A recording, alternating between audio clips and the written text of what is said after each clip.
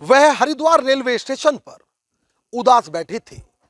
दरअसल पति से झगड़े के बाद वह पति का घर छोड़कर अपने 3 साल के एक मासूम बच्चे को साथ लेकर नौकरी की तलाश में भटक रही थी और तभी उसकी मुलाकात मोंटी से होती है।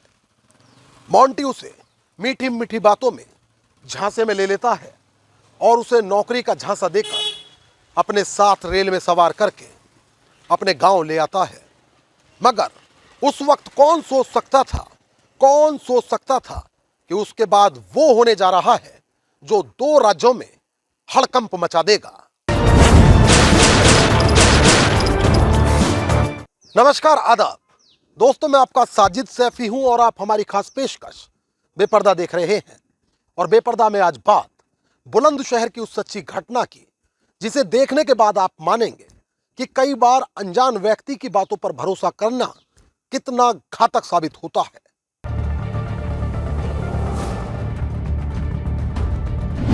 तारीख 24 नवंबर 2024,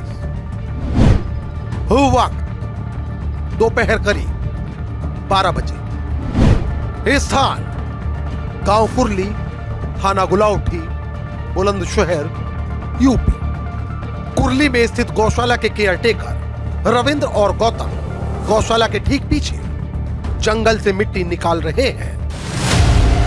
मालूम पड़ता है कि शायद गौशाला में मिट्टी की दरकार है, मगर मुसलसल फावड़ा चला रहे केयरटेकर कहां ही है जानते थे कि अगले कुछ मिनटों में इनके होश फाख्ता होने वाले हैं। चूंकि जमीन के जिस हिस्से से इनके द्वारा मिट्टी निकाली जा रही है उस गड्ढे में एक महिला की लाश गड़ी है।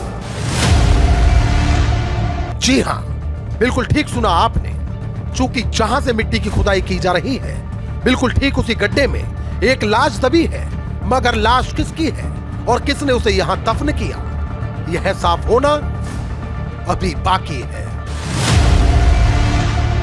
खैर, अब जैसे ही गड्ढा गहरा हुआ तो रविंद्र और गौतम के पांव तले जमीन खिसक गई।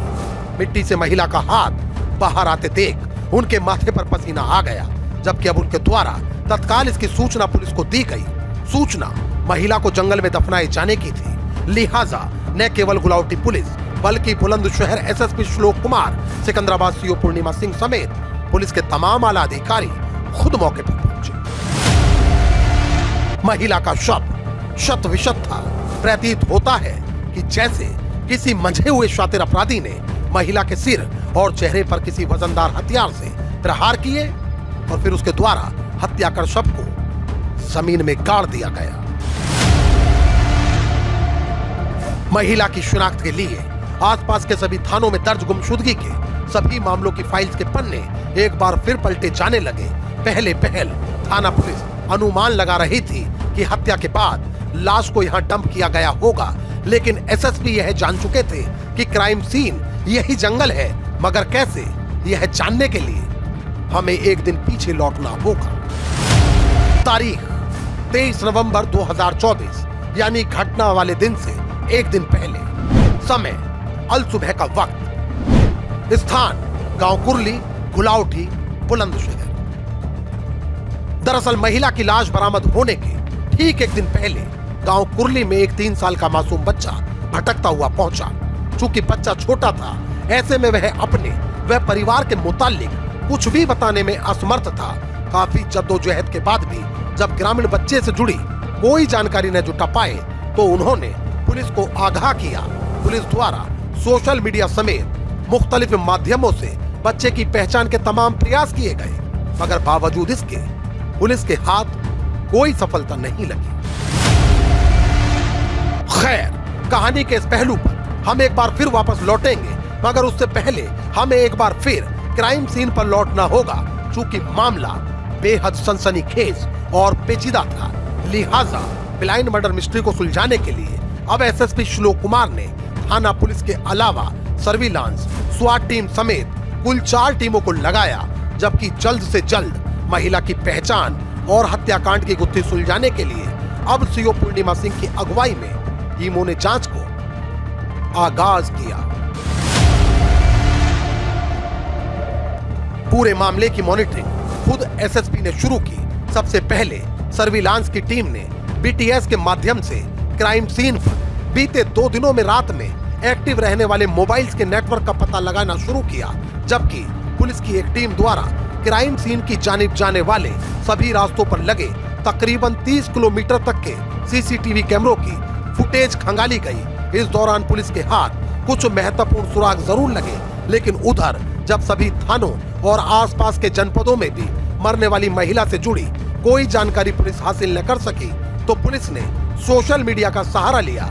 हालांकि फिर भी महिला की शिनाख्त न हो सकी। वेट, चूंकि सर्विलांस टीम के हाथ एक संदिग्ध नंबर लगा है, जो कि गांव कुरली ही निवासी राजेंद्र के बेटे मोंटी का है। सवाल है कि क्या इस घटना में मोंटी का कोई हाथ है? क्या मोंटी इस महिला के बारे में कुछ बता पाएगा? कहानी के इस पहलू पर हम जल्द वापस लौटेंगे, मगर उससे पहले जान लीजिए कि पुलिस अब तक यह जान चुकी है कि महिला आसपास की तो कतई नहीं है, क्योंकि यदि होती तो लावारिस लाश का कोई ना कोई वारिस जरूर आगे आता। जबकि पुलिस अब तक यह भी समझ चुकी है कि शव बरामद होने के एक दिन पहले जो मासूम भटकता हुआ गांव पहुंचा, वह हो ना हो इसी महिला का बच्चा है। तभी तो अब चारों टीमें पूरी शिद्दत से मोंटी को तलाश कर रही है। पुलिस के मुताबिक 28 नवंबर को जब लोकेशन ट्रेस करते हुए पुलिस की टीमों ने सनोटा क्षेत्र में मोंटी की घेराबंदी की, तो पहले से पुलिस का सामना करने की तैयारी किए घूम रहे मोंटी ने पुलिस टीम पर फायरिंग शुरू कर दी। जवाबी कार्रवाई में मोंटी पुलिस की गोली लगने से घायल हो गया, मगर उसके बाद जो खुलासा हुआ उसने सभी को भौचक्का कर दिया। कहा जाता है कि मोंटी कब्ल में भी आपराधिक वारदातों में मुब्तला रह चुका है। पूर्व के ही एक हत्या के मामले में वह 21 नवंबर यानी घटना वाली रात से एक रोज पहले हरिद्वार कोर्ट में तारीख करने गया था। इस दौरान जब वह वापस लौट रहा था, तो हरिद्वार रेलवे स्टेशन पर उसकी मुलाकात उत्तराखंड के ऋषिकेश निवासी इस अभागी महिला से हुई। कहा जाता है कि महिला ने मोंटी को अपनी दास्तान सुनाते हुए बताया कि वह पति का घर छोड़ आई है और अब कहीं रोजगार की तलाश में है। इस दौरान मोंटी ने उसे नौकरी का झांसा दिया और वह उसे अपने साथ अपने गांव ले आया। कहा जाता है कि गांव में बाहरी तरफ बनी गौशाला के पास यह उस महिला और उसके मासूम बच्चे को ले गया। जब रात के वक्त में मासूम बच्चा सो गया, तो मोंटी ने महिला के साथ दरिंदगी की वारदात को अंजाम दिया। कहा जाता है कि विरोध करने पर इसने पास में पड़ा डंडा उठाकर महिला के सिर पर तब तक प्रहार किए जब तक कि उसके नाजुक शरीर से जान न निकल गई। इतना ही नहीं, कहा यह भी जाता है कि इसके बाद इसने उसके शव को एक गड्ढा खोदकर उसमें दफन कर दिया, जबकि यह उसके मासूम बच्चे को वहीं सोता हुआ छोड़कर फरार हो गया। दरअसल महिला की शादी को 2 दशक का समय बीत चुका था। उसको 3 बच्चे हैं, जिनमें उसका बड़ा बेटा कोई 15 साल का बताया जाता है।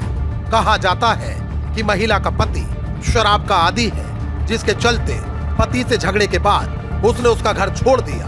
बिना किसी तैयारी के छोटे बेटे को साथ लेकर निकली बदवक्त महिला नहीं जानती थी कि यह यात्रा उसकी अंतिम यात्रा होने जा रही है। बदनसीब महिला खुद नौकरी करके बच्चे को बेहतर परवरिश देना चाहती थी, लेकिन स्टेशन पर एक अनजान व्यक्ति पर एतमाद करना उसे इतना भारी पड़ा कि उसके बच्चे के सिर से हमेशा के लिए ममता का साया उड़ गया। पहली बार मिलने वाले अनजान व्यक्ति के साथ बिना कुछ सोचे काम की तलाश में वह उत्तराखंड से बुलंदशहर तक आ गई और यहाँ वह हमेशा के लिए मौत की आगोश में समा गई।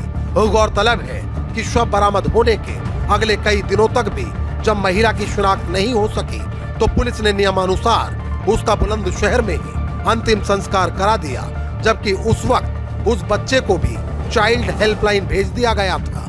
हालांकि घटना के खुलासे के बाद बुलंदशहर पुलिस ने महिला के परिवार से संपर्क किया, जबकि बच्चे को अब उसके पिता के सुपुर्द कर दिया गया है। वहीं हो सकता है कि महिला की शिनाख्त न होने के चलते बेखतर गुनहगार बेफिक्र हो गया हो, मगर वह नहीं जानता था कि पुलिस बीटीएस के माध्यम से उस पर पल पल नजर रख रही है। कातिल ने बहुत सफाई से वारदात को अंजाम दिया, जबकि वह घटना कारित करके कानून के फंदे से बच निकलने के ख्वाब देख रहा था। मगर वह शायद भूल बैठा था कि अपराधी को अंततः उसके किए की सजा जरूर मिलती है। वही इस शातिर के साथ भी हुआ। चूंकि तकनीकी माध्यमों से इस तक पहुंचकर पुलिस ने न केवल इसे घायल अवस्था में गिरफ्तार कर लिया, बल्कि इस शातिर की गिरफ्तारी के बाद उस महिला को भी इंसाफ मिल पाया। दोस्तों, आज की यह सच्ची घटना यूपी के जनपद बुलंदशहर से है। रिपोर्ट को लेकर आपकी क्या राय है वह आप हमें कमेंट करके जरूर बताएं। और यदि आप हमारे चैनल पर नए हैं तो हमारे चैनल को तुरंत सब्सक्राइब कर लीजिए, बेल आइकॉन दबा दीजिए। और यदि आप हमें सपोर्ट करना चाहते हैं तो हमारी खबर के लिंक को अपने दोस्तों और रिश्तेदारों में भी शेयर कर दीजिए। मोहित भाटी के साथ अमजद राना, क्राइम स्टोरीज अड्डा। तो दोस्तों, फिल वक्त मुझे दीजिए इजाजत, लेकिन यदि आप क्राइम स्टोरीज अड्डा पर बेपर्दा के और भी एपिसोड्स देखना चाहते हैं तो हमारे चैनल को तुरंत सब्सक्राइब कर लीजिए, बेल आइकॉन दबा दीजिए। इस रिपोर्ट को लेकर आपकी क्या राय है वह आप हमें कमेंट करके जरूर बताएं। और यदि आप चाहते हैं कि हमारे चैनल पर क्राइम की कहानियों का सिलसिला आगे भी मुसलसल बदस्तूर जारी रहे तो हमें सपोर्ट करिए। हमारे वीडियोस के लिंक को ज्यादा से ज्यादा लाइक और शेयर करिए। एक और नई कहानी के साथ हमारी आपसे फिर होगी मुलाकात और क्राइम स्टोरीज अड्डा पर फिर एक नया चेहरा होगा बेपर्दा। तब तक के लिए आदाब, नमस्कार, जय हिंद।